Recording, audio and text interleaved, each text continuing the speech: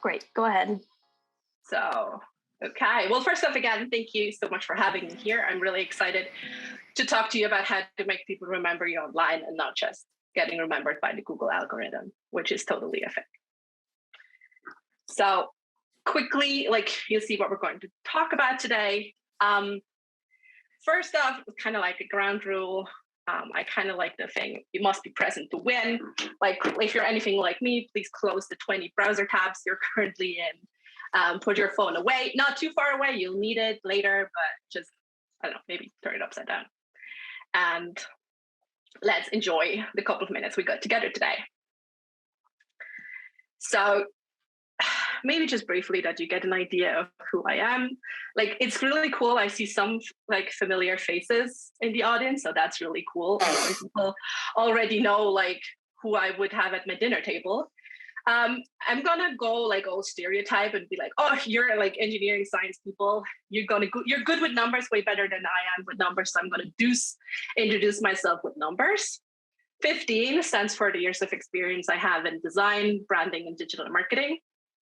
3 stands for the numbers of certificates and diplomas. In design, I have a BA in communication research and an MA in sociology. 2 is for the number of international design awards I've won for my work. 1 is my number 1 dessert is gluten-free rhubarb pie. I will pick that over anything. And 2 is the age of my toddler who loves to eat my rhubarb pie. So, as you've heard, I did not study IT, science, engineering, or math or whatever. I'm a sociologist, but I've worked extensively with clients coming from all areas of engineering, manufacturing, biotech, pharma, life sciences. So I know how it's like working in these fields. We're not here to gossip. We can save that for another day, but I get it. So not here to gossip. We're talking about here to how to be really good at networking. And I'm super excited to share that with you. So if you're gonna want to be really good at networking, the number 1 success factor is actually getting remembered. If you think about it, you can network for all you want, but if people don't remember you after it, it might have never had happened. They will not remember you for the job, for the promotion, for everything you want to do. So just make it really easy for people to remember you. Tell stories, move people, do something crazy, say something that's completely earth-shattering. And if you're now geez, thanks so much for that, great advice. Yeah, get it? There's actually something that's more helpful than that, and it is to build a strong personal brand. And we're going to walk you through that step by step, because that's actually one way how you can really make it easier for people to remember you online. So before we do that, let's be really clear about what is a personal brand. Your personal brand is an idea, a simplification, a representation of you that is rooted in the minds of the people around you. And that's really important. It matters what you think your brand is, but it matters more what the people around you think your brand is. Your brand is you, but you're not your brand. You're always your brand is always a simplified representation of reality. You're always more than just your brand. And the efforts of personal branding are about to put a focus on the vision you want to put forth. So it really is about what are your objectives? What are your goals? It's about becoming an architect of how other people see you, and to align the vision you want to put forth with how other people see you. And if you're anything like me, the next question is always well, why should I bother? What's in it for me? And the reason is quite simple. The return of your investment into building a strong brand is remembrance, that you're actually getting remembered, trust, and speed. Trust, not only one of the scarcest resources we've got left, besides probably attention, but it's also the sociological glue that holds everything together. With it, if you accumulate enough trust, you can do almost anything. It's at the root of many things people want, like status, relationships, belonging, money, or that job. If you're the recruiter, doesn't trust you to get the job done, you will not get it. Internal benefits for you that comes with a strong brand, like our clarity, conviction, and with that, speed and implementation. That means if you're really clear about the vision you want to put forth, you can reduce the amount of time you're thinking about questions like, what should I post on social media today? Or what outfit to wear, or how to design my cover letter. It will just naturally flow out of you because it's clear, you're clear about the vision, the objective of it. So let's leave it with that. And I'm sure you're agreeing with me. I mean, wherever you go, you make an impression anyway. So if you make an impression anyway, make it a certainty that you leave one in alignment with who you are, not by accident or luck, but rather on purpose, by intention, and by design. So how does that personal brand go to the online space? Let's think about personal branding for a minute as a shop. You have all the choices. You can decide where you want to set up your shop, like the neighborhood, the street. You can decide how the shop front should look like. You can decide what to put in your shop. It's really your choice. But again, if you have lamps in your shop window, but you're not actually selling lamps, you will confuse a lot of people. Confuse them, lose them. So be very intentional about how to set up shop. And if we're gonna be like, okay, got that, how we bring that to the online space? It's pretty simple. You can set up shop in a lot of different places online. You have loads of opportunity to brand yourself. Some have more agency, like your own website or blog, where you can do more or less whatever. And in some, you have less agency, like search results on Google. But search engines are a place to really brand yourself. Also, Google yourself so you know what comes up, because the recruiters and the people you want to work with, they will Google you. Your own website, social media, obviously, but also content platforms like Medium, where you can publish articles and things. Professional platforms like GitHub or Google Scholar, audiovisual platforms, YouTube, podcasts, and small bits and pieces that fall through the cracks. Like your email signature could be a place you can brand yourself. Your Zoom background can be a place you can really brand it. It's little different things that compound into your personal brand. So those are the spaces when you're like, okay, I get it, but how should all of these places look like? I'm going to give you the answer no one really wants to hear. Any way you want, but on purpose. You're free to choose your personal brand and what you want to stand for. Remember, it's really about becoming the architect of how other people see you while inviting and compounding trust in the process. There is no standard personal brand for people in engineering or people in medicine or people in sociology. Do whatever the heck you want, but make sure you do it intentionally and on purpose. So with that, I want you to give you a systematic approach how to tackle that and how to really nail your personal brand. And that's by giving you a framework that has the building of trust at the core of it. So the 3 requirements of trust are authenticity, empathy, and leadership. So to build your personal brand, focus on all 3 of them. You can focus by asking yourself, how do I want to be seen and known? Go from the inside out. What makes me different? What is my unfair advantage? It brings in empathy so that you're really asking, okay, what would help here? What do people need to hear? What matters for them? And to show leadership, start by asking, what is unique about how I see things? Or where do I disagree with the status quo or with current research? What value do I bring? And what can I show to position myself as a thought leader? If we bring that back to social media on the online space, if we say Instagram is our shop, okay, so what do we put into the shop window and the shop? You have the profile handle, the name you registered in social, in Instagram, your profile image, your bio, where you can put in specific keywords so people know what this shop, your Instagram page is all about. It's content, images, videos, audio, and copy. So, and like in a good shop, what makes like the shopping experience really, really cool and different from like online shopping, if you have like good sales assistants to help you pick out what's right for you. So it's interaction, engagement. And that's something, that usually is lacking. And I want to do a quick exercise to that. So please pick out your phone and scan the QR code that's here. And on your phone, it will pop up a question that says, how much time do you spend scrolling on social media per day? Yes, I'm gonna share the screen with you so you see that. How much is coming in? Cool. So the average, just to let you know, the average time we spend on social media per day is 2.5 hours.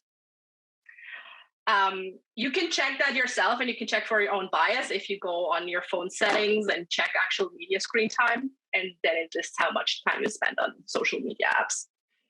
So even if you're even if you're spending 30 minutes, how it matters like how you spend those minutes, right? So the next time you spend even 5 minutes or 20, 30 minutes, however long, don't just scroll.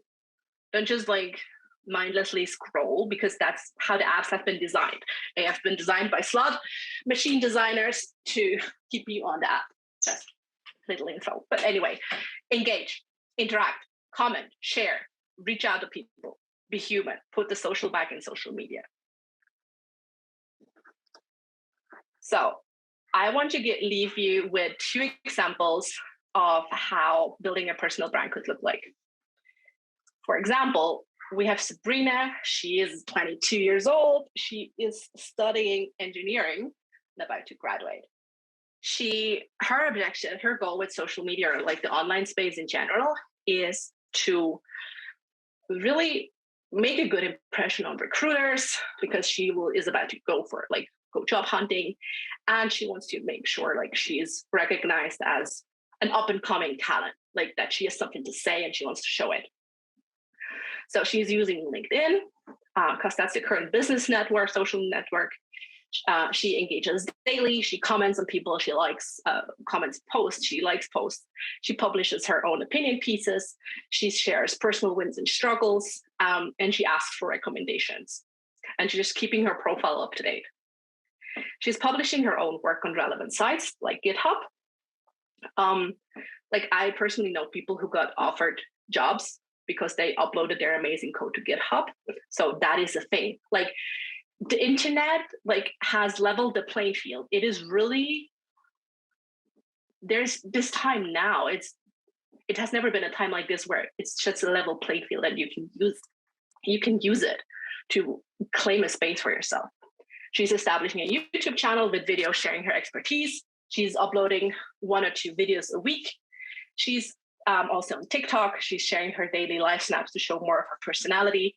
And if she decides to show more and more, she's going to set it on private for when she's in the recruiting processes, because people, the recruiters, they will check out your social media. And on Instagram, she's not on Instagram, but she did something really cool. She just has a profile, like a minimum shop front presence, if you want, where she has her name, some keywords, and 3 or 6 posts, explaining what she's doing and what she's all about. So those are really cool ways to support her goal. And we're gonna have another persona, that's Miriam. She's 43, head of R&D. So she has a slightly different goal. She is already established in her her profession. She is a respected professional, but she kind of wants to really make herself known also maybe to a wider public than her core core network or industry. Really cool for her would be a personal website where she's highlighting her professional highlights and contact information, where she has full agency upon. She has obviously professional, up-to-date platform like Google Scholar, where she's publishing her like findings. She has LinkedIn, where she like general engagement. Maybe not as active because she's not trying to grow on LinkedIn, but publishing her own thought pieces, sharing personal wins and wins of her team as well as struggles, asking and writing recommendations. She is also speaking on podcasts, and those are not like science, like her, where like her expertise, but also like branching out, like women in science, mom in leadership positions. There are a lot of things you can build your personal brand in like adjacent topics. And she's writing guest articles. She's using Instagram just for like daily snaps, makes like professional wins, just to see her like as a more of a human or private person. So those are kind of like ideas how you could brand yourself, again, with the intention in mind that it's really up to you. You have everything you can want. You can do whatever you want with social media, depending on what you want to achieve. So I'm opening the floor for questions. One from Yvonne, thanks. How often should the online branding be updated? Do I have to be active every week, month, or yearly?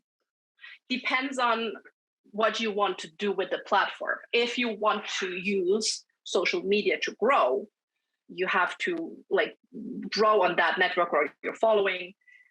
It's weekly, daily. If you say, okay, it's just about updating like LinkedIn profile or information or general, whenever you have something new, like a new job or another new highlight. But think of it as if it's July and your shop window still looks like Christmas, people are going to be like, well, she didn't do a lot in those 6 months. Maybe. So there's no general answer, sadly, as in everything, but that should give you some pointers. Then Norma asks, where do you draw the line between personal and professional info when building your personal brand? Where you draw the line. There is no requisite to share everything. You will always be more than your brand. You can decide what things of yourself to keep private and what you feel comfortable sharing. That will look different with everyone.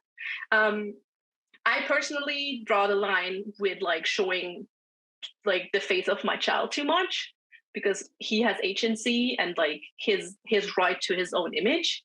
But personally, there are a lot of things that, I don't know, people don't know about me online. And then I'm super comfortable with sharing that. I have celiac. When you listen closely, I said gluten-free rhubarb pie. So, I'm like, okay, she either has like dietary restrictions or like lifestyle choices. So I have no problem sharing some health information because I know it helps other people talk about it and raise awareness. So it's really ultimately comes down to what do you feel comfortable sharing? Okay, great. Yelise asks, what about the perception that you do not do much at work when you are this active on social media? Not her perception, but it does exist. Yes, it does.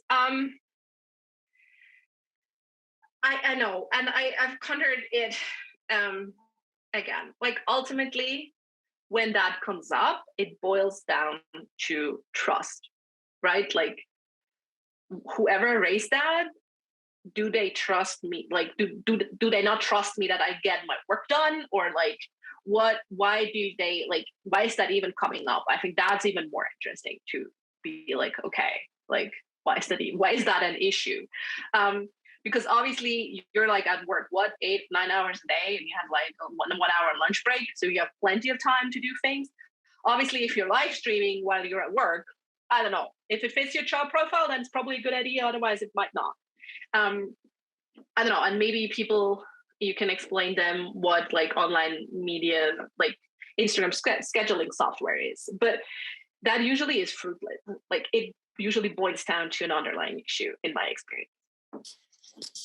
Okay. So Sarah didn't ask a question, but I think it's a good comment. It seems like this would take a lot of time each week, but I guess instead of it being a passive watcher on social media, we can also use the same time to be active users. Yes, exactly. Thank you. That's like really my main point. Like most of us are on social media anyway every day. Like just right.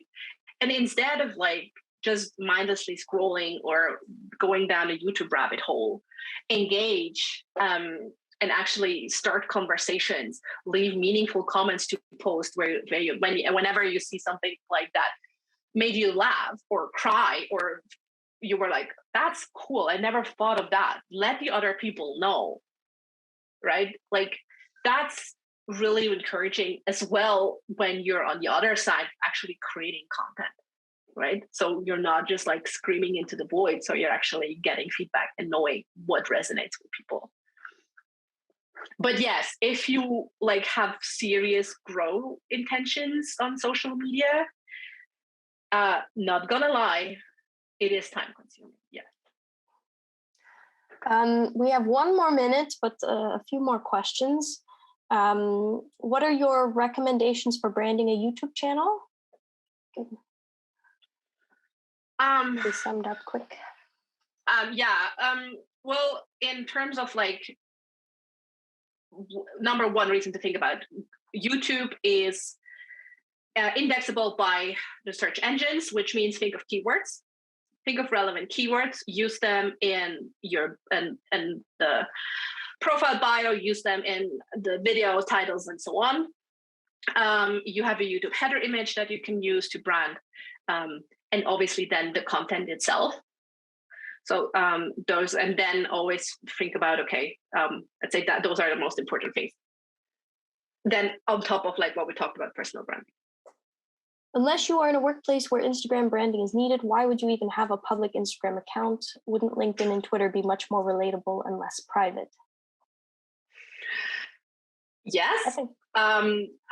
Like if you're job hunting and you're not comfortable with Instagram, or you're just be like, maybe put it on private. Yes, absolutely. Then I don't know, if you want to share like family snaps, put it on private. Then you have full access to full control over who is using it.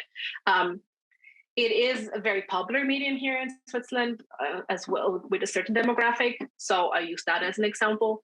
Obviously, Twitter. Yes, some people are way more comfortable with Twitter when it's just typing. Yes, makes also sense in the science community, and in like IT and like NFT and all modern topics.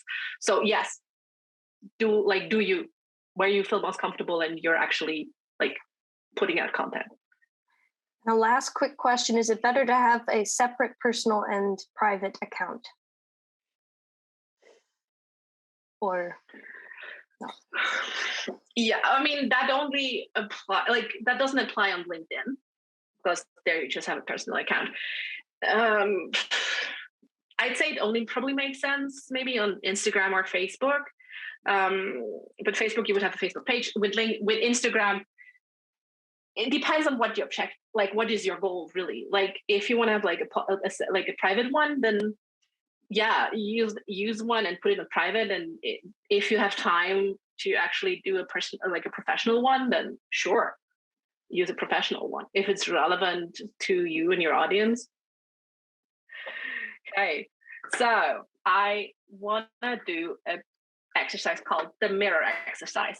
Remember, we talked about how your personal brand is an idea representation of you that is rooted in the minds of people around you. So we're going to partner you up in breakout rooms. You're going to pick a social media challenge you use professionally, probably LinkedIn or another one.